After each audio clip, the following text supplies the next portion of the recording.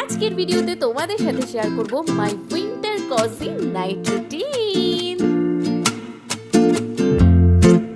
উইন্টারে কিভাবে নিজেকে প্রচুর পরিমাণে স্টাডিতে অ্যাক্টিভ রাখবে, চলো সেটাই তোমাদের সাথে শেয়ার করব। আজকের এই 6 PM নাইট রুটিনটা প্রত্যেকটা স্কুল এবং কলেজ স্টুডেন্টদের জন্য ভীষণই হেল্পফুল হতে চলেছে। তো চলো তাহলে ভিডিওটা শুরু করা যাক।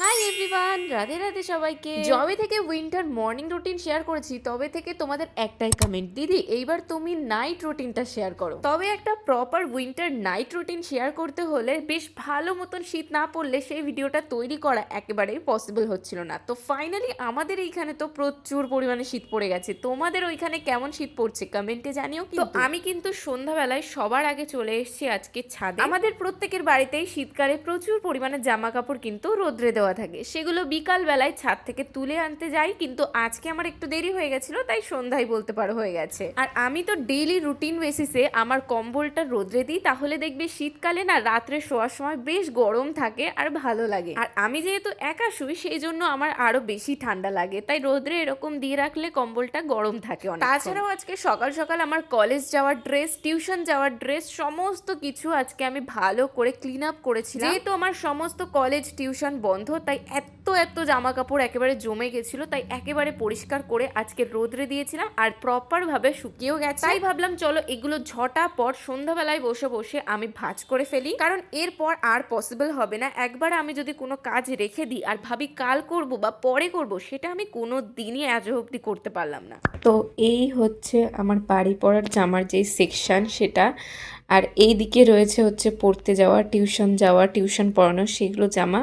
আর একটা মাত্র প্যান্ট কেচেছিলাম, আর একটা তো এখনও ভিজে। এই যে দেখছো এগুলো এখনও হালকা হালকা ভিজে আছে, তাই এগুলো এখন তারে দেব শুকানোর জন্য ঘরের ভেতরে। আর এগুলো ভাঁজ করে রেখে দিয়েছি সবগুলো, মানে অনেক দিন পর জামা কাপড়গুলো একটুখানি গোছানো হলো আর কি। তবে শুধুমাত্র জামা কাপড়গুলো গুছিয়ে রাখলেই হবে না, সেগুলো প্রপারভাবে আলমারিতে সেকশন ওয়াইজ এবার রাখতেও হবে। আমার জানো তো সব থেকে বেশি লেজিনেস লাগে এই জামা কাপড় ক্লিন আপ করতে কিংবা ভালো করে সাজিয়ে গুছিয়ে রাখতে। এই দায়িত্বটা আমি একদমই ঠিকভাবে পালন করি না, যার জন্য আমার মায়ের কাছে প্রচুর পরিমাণে বকা খাই। তো নাও কমপ্লিট। এইবার আমি সোয়েটারটা পরে নিয়েছি, কারণ সন্ধ্যাবেলা থেকে অলরেডি আমরা শীতের যে মজাটা সেটা বুঝতে পারি। তাছাড়া জানলা দিয়ে এত ঠান্ডা ঠান্ডা হাওয়া আসছিল সেটা আমি খেয়াল করিনি, যার জন্য জানলাটাও ঝটাপট বন্ধ করে দিলাম। তাছাড়াও আগের দিন আমি আবার তেলও দিয়েছিলাম মাথায়, কারণ এই কয়দিনে আমি দেখতে পাচ্ছি আমার স্কিনটা যেমন ড্রাই হয়ে যাচ্ছে, সেম ভাবে আমার হেয়ারটাও দেখছি অনেকটাই ফ্রিজিনেস হয়ে যাচ্ছে। এমনিতে তো উইকলি 3বার করে হেয়ারে অয়েলিং করাটা খুবই জরুরি, তবে গরমকালে যেহেতু গরমে চিটচিটে থাকে তাই খুব একটা অয়েলিং করা হয় না, সপ্তাহে 2বারই হয়। তবে এই উইন্টার একটা ভালো দিক বলতে পারো যে আমাদের চুলের যত্নটা অনেকটাই নেওয়া যায়। তো যাই হোক, এইবার চলো তাহলে একটা সন্ধ্যার টিফিন তৈরি করা যায়। আজ প্রায় আমি 2 বছর পর, হ্যাঁ 2 বছর পর আমি কফি খাচ্ছি। তবে কেন সেটা আমি নিজেও জানি না। এমনিতে তো আমি চা কিংবা কফি এগুলো খেতে খুব একটা ভালোবাসি না, তবে রিসেন্টলি দেখছি একটু ঠান্ডা ভালোই পড়েছে, তাই একটু গরম কিছু না খেলে ভালো লাগছিল না। তবে সিম্পল কফি না বানিয়ে একটু স্পেশাল কফি বানানোর চেষ্টা করছি। তোমরা তো আমার শর্টসে দেখতেই পাও আমি সব সময় এই নার্সারি বা এখানে ওখানে সবসময় গাছ টাছ কিনতে যাই, যার জন্য একটু সন্ধ্যাও হয়ে যায় বাড়ি আসতে আসতে।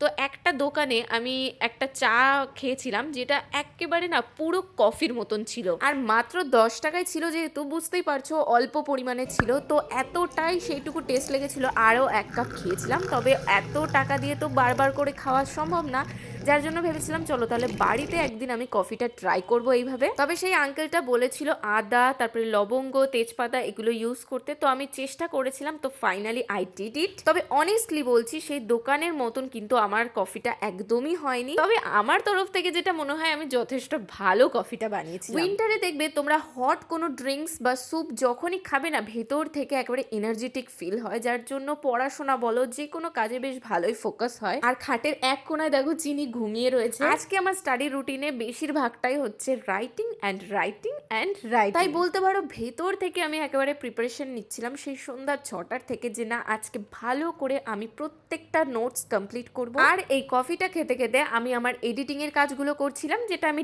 ডেইলি প্রত্যেক দিন সন্ধ্যাবেলায় করি। আচ্ছা, আমি ভাবছি কি প্রত্যেক দিন এবার তোমাদের সাথে সন্ধ্যা 8টার সময় একটা শর্টস অবশ্যই শেয়ার করব। 0 থেকে শুরু করে ধীরে ধীরে 15K আমাদের একটা স্ট্রং ইউটিউব ফ্যামিলি তৈরি হচ্ছে, যার জন্য আমার মনে হয় তোমাদের সাথে আরেকটু কানেকশন থাকাটা আমার একটু জরুরি। তো সেক্ষেত্রে তোমাদের কি মতামত তোমরা অবশ্যই জানিও, যে হ্যাঁ দিদি তুমি অবশ্যই আমাদের সাথে শর্টস ডেইলি শেয়ার করো, নাকি না মাঝে মধ্যে যেমন শেয়ার করো ওরকম করলেই হবে। তো চলো এইবার নাইট রুটিনে বেস্ট যেই পার্টটা আমাদের, সেটা হচ্ছে স্টাডি টাইম। তো এখন থেকে শুরু হচ্ছে আমাদের স্টাডি রুটিনের স্টাডি টাইম। পুরো এক সপ্তাহ নোটস জানো না কম্পিউটারের আমার পড়ে রয়েছে, আমি ফ্রেশ করিনি এখনো পর্যন্ত। আর আমি হচ্ছি ক্লাসের সেই স্টুডেন্ট যার কাছে প্রত্যেকটা নোটস প্রত্যেক দিনের একেবারে ক্লিয়ার ভাবে থাকে, কারণ আমি প্রথম দিন থেকে এখনো পর্যন্ত একদিনও অ্যাবসেন্ট করিনি ক্লাস, যার জন্য প্রত্যেকটা নোট আমার কাছে সুন্দরভাবে আছে। তাই বলতেই পারো যারা মিস করে ক্লাস তারা প্রত্যেকেই আমার কাছে নোটস চাই হোয়াটসঅ্যাপে। তাই আজ প্রায় এক সপ্তাহ ধরে ওই বোনটাও মেসেজ করে যাচ্ছে, দিদি তুমি কি আর নোটস আমাকে পাঠাবে না, নাকি তুমি দেবে না। তবে আমি কি করে বলি যে আমি এখনো পর্যন্ত ফ্রেশ খাতায় সেটা তুলিনি, আর রাফে আমি এতটাই বিচ্ছিরি ভাবে লিখি, মানে শর্টকাটে জাস্ট লিখে ফেলি, তো বাইরের কেউ সেটা